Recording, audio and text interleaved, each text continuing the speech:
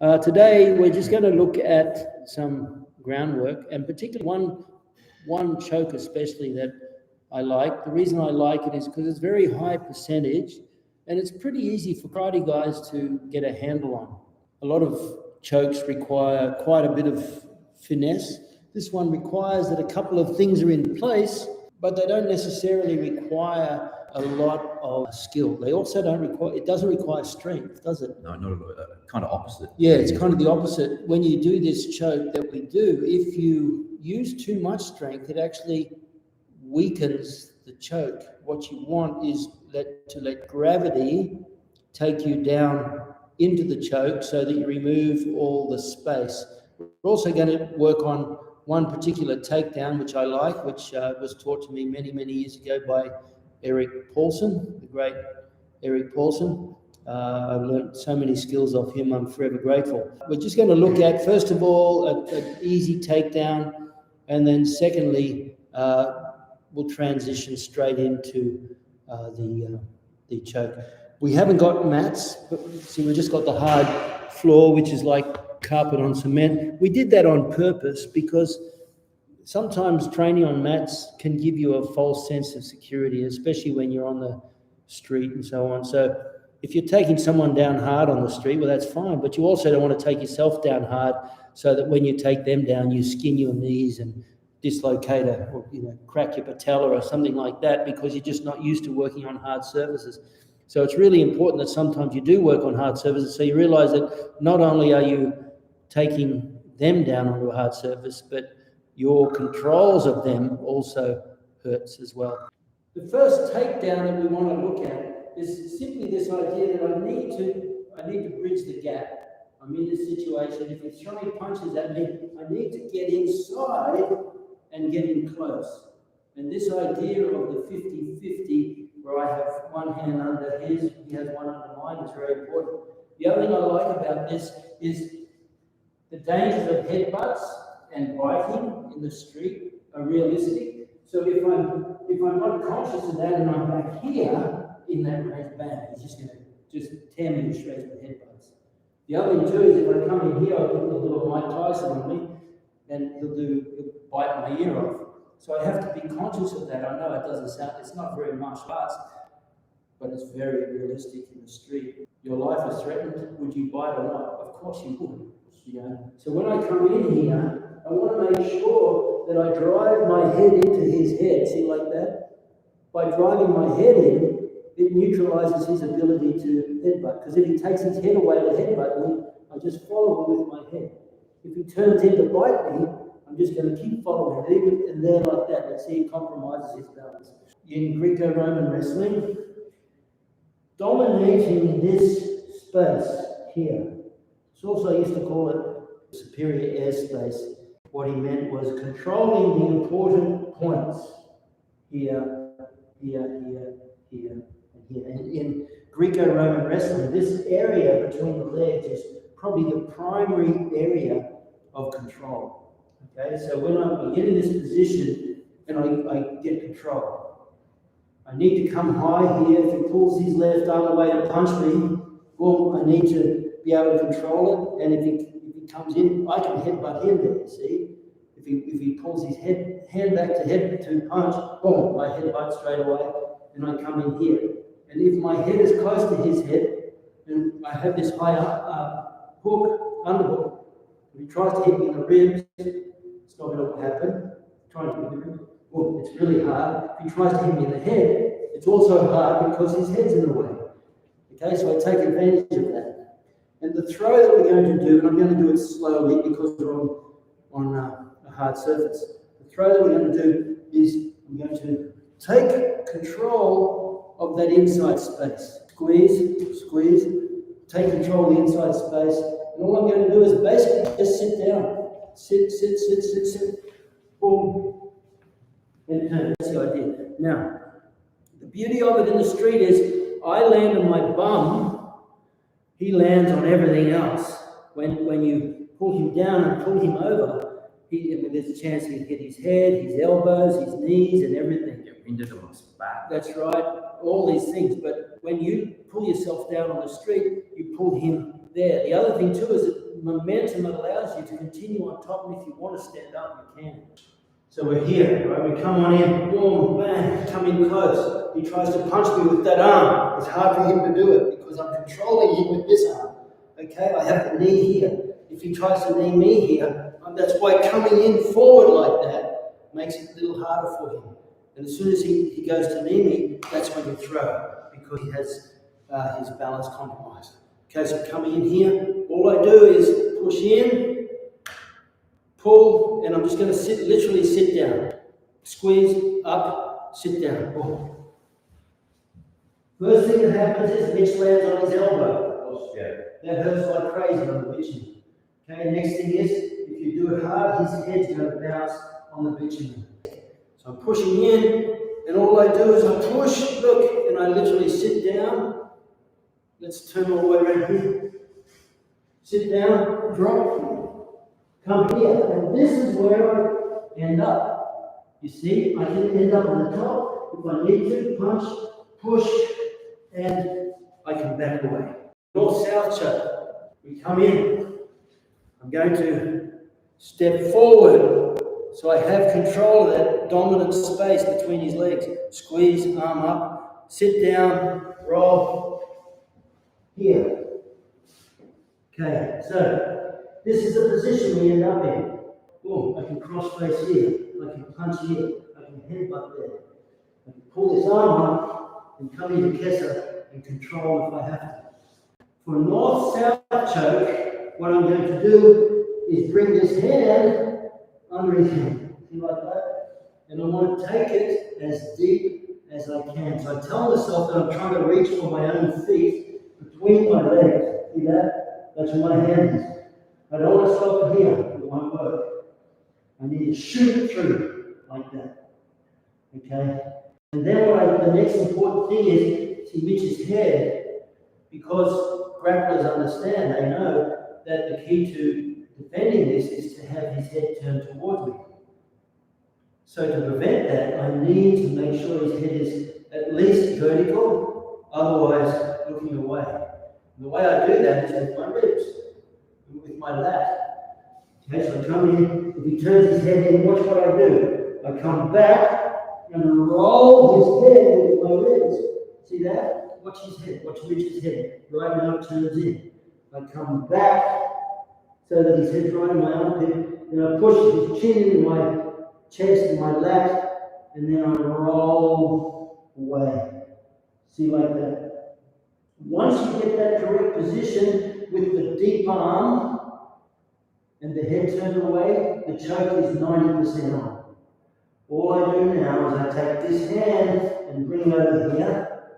I go to a parallel, and then I put my head on the mat, and I just start to go backwards. The important thing with the position is I need to make sure this arm goes all the way through, and my ribs comes back onto his jaw, and watch Mitch's head. See how it turns towards the camera when I come across. It's not necessary to join your hands together.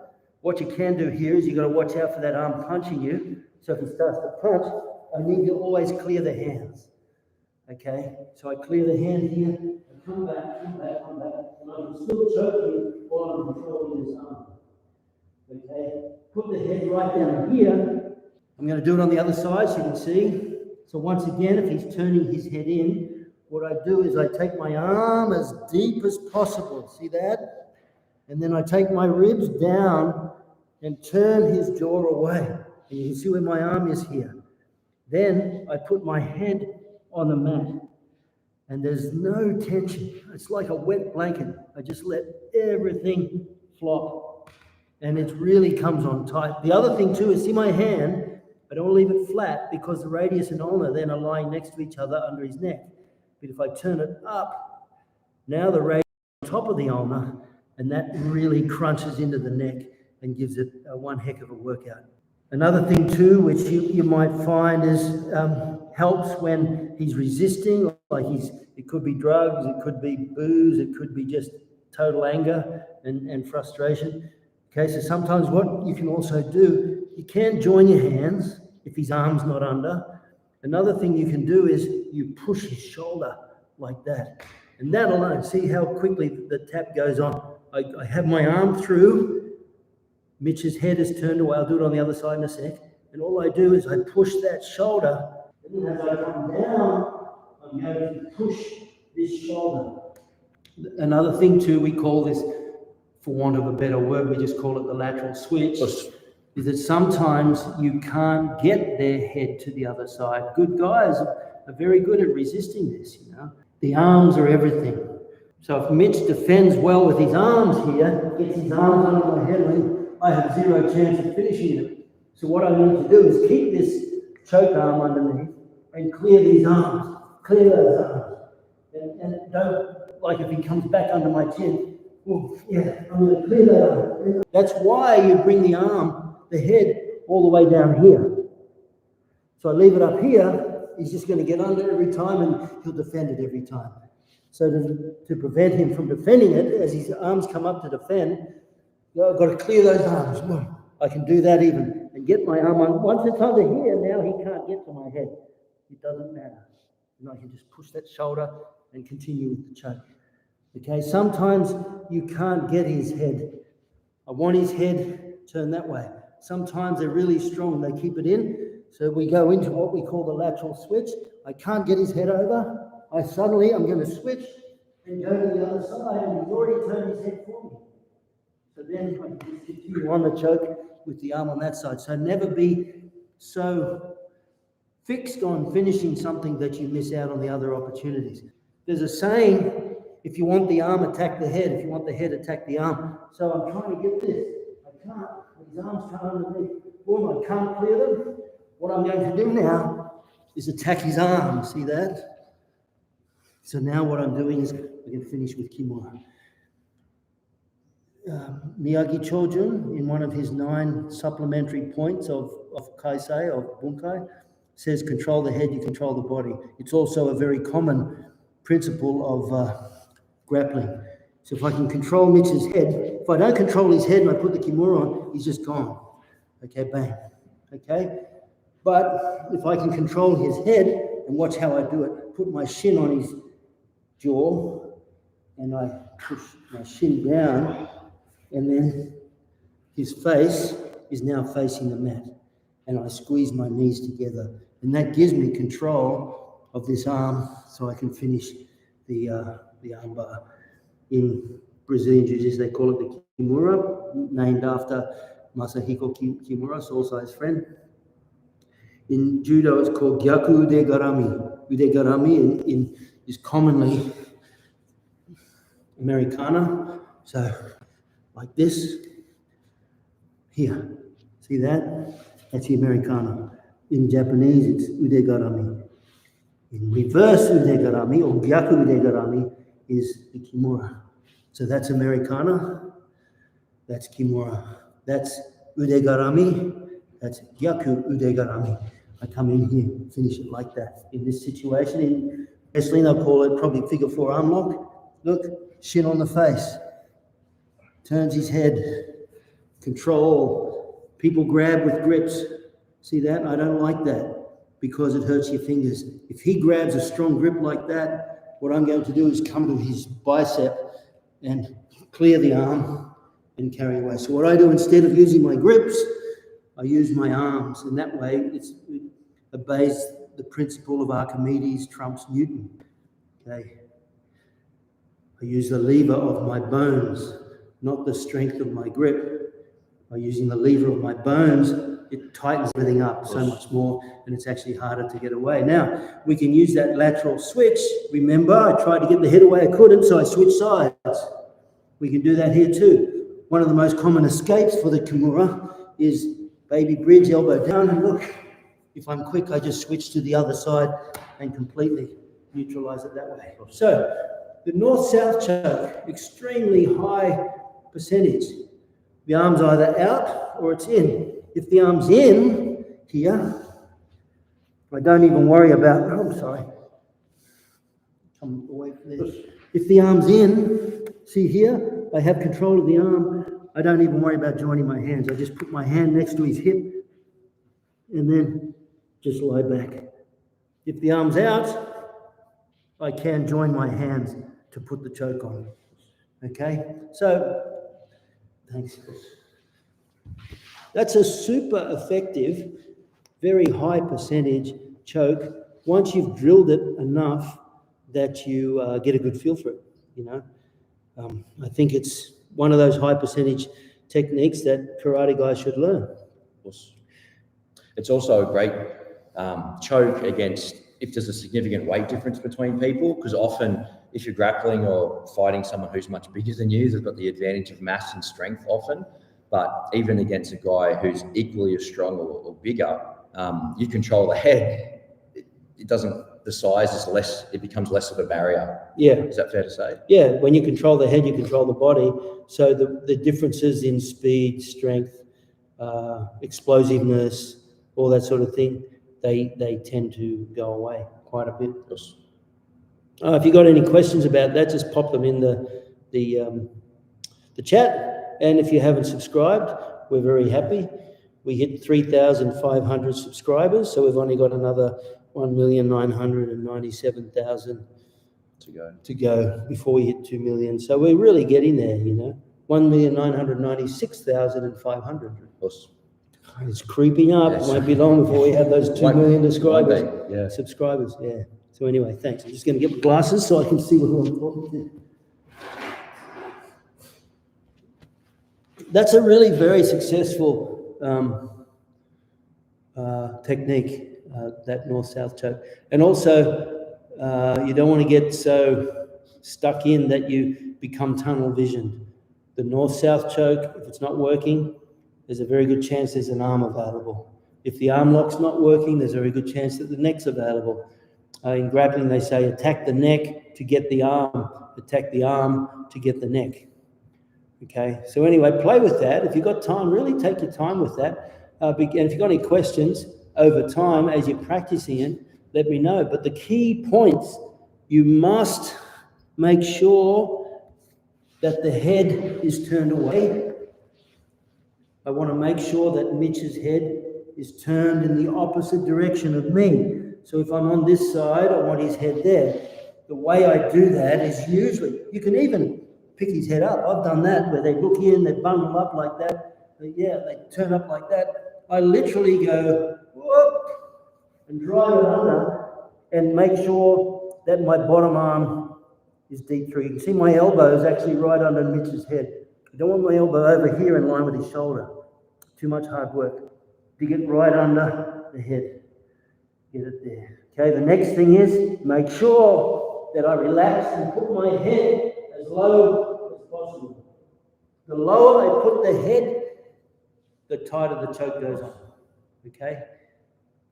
There's also the principle, Xiao, that you said, if my head faces in, there's really no point continuing with the choke until you get that. It's a hierarchy. Yeah, definitely. You think he turns his head in, he bundles in, and you think I can really still get this. You're wasting a lot of energy because good guys, if anyone's got the experience to turn their head in and close everything off, well, then you know they've got some experience in grappling. So you're fighting a losing battle. I wouldn't even bother continuing. You either go for the arm or you do the lateral switch. He's turned in, turned in, turned in. All I do is I switch sides. Now I have it, and his head's still facing the other way. Okay, it's very, very strong. You also have this, which Mitch is completely not expecting. The old Oyayubi Ippon Ken. Yeah, the Oyayubi Ippon Ken. Right in there underneath the ear. That's a ripper. That's For you. Yeah, for me. Not for you. There you have it. Let's have a look, see who we've got here today. Don't forget, look, guys, if you haven't subscribed, please do so. And please pass the word around, get us known. I think what we're doing is a lot of fun. It's a lot of fun for me, not so much for Mitch. It's great. Aren't these great T-shirts? These are from the seminar in Poland. I just did a seminar in Poland a few weeks ago, and these were the seminar T-shirts. Really nicely done. Yeah, they're super cool shirts. Yeah. Hand on the side there. Very cool. Good. Us, Rochelle, Marco, good to see you. Matus, good to see you, Matus. Mel, how are you, Mel? And Mark Nikora, kia ora from New Zealand, Mark. All right, thanks for coming along, guys. I hope you get something out of that. It seriously is a really good choke, and the way you get into it is through that very high percentage, very safe throw. It's very safe to throw them with that close-in body contact style of throw that neutralizes their ability to punch and kick and so on. And you land on top. If they're not nice people, you drop them very hard. If they're nice people, you let them down gently. Shian, did you want to show the drill for the takedown or not? Ah, yes. We'll show you a good drill that we have. So this is a way that you can practice. So this is a way that we work on. This was shown to me by Eric Paulson. This is a good way to practice the drill. And then I come in the position, and this hand, the underhook hand, I come to here. This is a very common throw you can do on the mats in judo too, where you actually bring both hands to here and then do the throw that way. I like to keep the hand here because it gives you the underhook control when you hit the mat. Okay, but here's the drill. We'll do it at this angle so you can see. I turn my feet. See Mitch's foot there. The line of Mitch's foot. Just move back a bit. The line of Mitch's foot, I put my feet in line with it. So his foot and my feet make one straight line. Okay? I come from this position, pushing my head into his head so he can't headbutt me. The underhook hand, I bring to here. I turn my feet so they're straight, and then I do a back arch over, and Mitch supports me. See how Mitch is supporting my weight? And then I sit down. Okay? And just before I sit on the mat, that's when I do a slight turn. Because in the throw, that's when you turn. So I'm here. I'm going to take this hand, come under. Bring my feet parallel in line with his foot. Back, back, back, back. And then just before I hit, I turn and throw him over. Like that. And that's the good drill that you can do for when you're practicing to get that technique correct. Okay? So, from here, bring the feet parallel, in line with his foot, to that position. Bring this arm under, squeeze tight. It's also used to say, wipe your shin in. Squeeze tight. Back arch, back arch, back arch. And I look with my head, and then I sit down. And that's the throw. For the drill, you don't have to throw. But that's a really good way to get the drill correct, so that you can do the throw more explosively. Okay?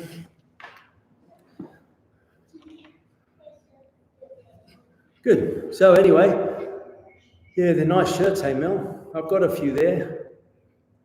They gave me a few to bring home to Australia. But anyway, I hope you got something out of that, folks. That's a really high percentage throw, and one of the reasons it's good is because you don't have to go from taking the legs and work your way up to controlling the body. You're already in control. You're already in control of the body when you hit the mat. From there, maintain that control. Arm goes deep as you can under the head, and you continue on the north-south choke. If that north-south choke is a little bit too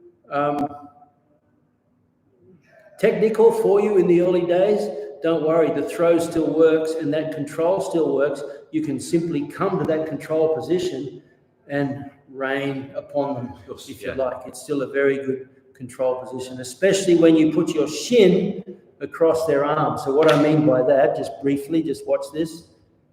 In that, when we hit the mat, and I'm here and I'm not too sure about the north-south choke, okay? I'm not too sure about the north-south choke. I'm going to take my shin and put it on his bicep. See, now I have my shin. I'll do it on this side so you can see it. I'm going to take my shin, especially if he's punching me. Oh, I'm going to control that arm and put my shin across his bicep. See that? Now I've completely taken that arm out of control. I keep my head close to the other arm so it can't punch me, and then I can punch him here, I can elbow in the head here, etc., etc. And if you've got any technique, you've got Americana, arm locks, kimuras, all kinds of stuff there. Okay, so you can use your shin on their arm to shut down their ability to strike you on the mat. Us. What enjoy watching? Good, Marco. Us. Shirts are super cool. Yeah, thanks. Good. Thanks, guys. I hope you get something out of that. You'll never be able to do it as good as us unless you got these cool t-shirts. They're pretty nice t-shirts. But I hope you enjoyed that. Appreciate you coming along as usual, and look forward to seeing you next week. Awesome. Thank you.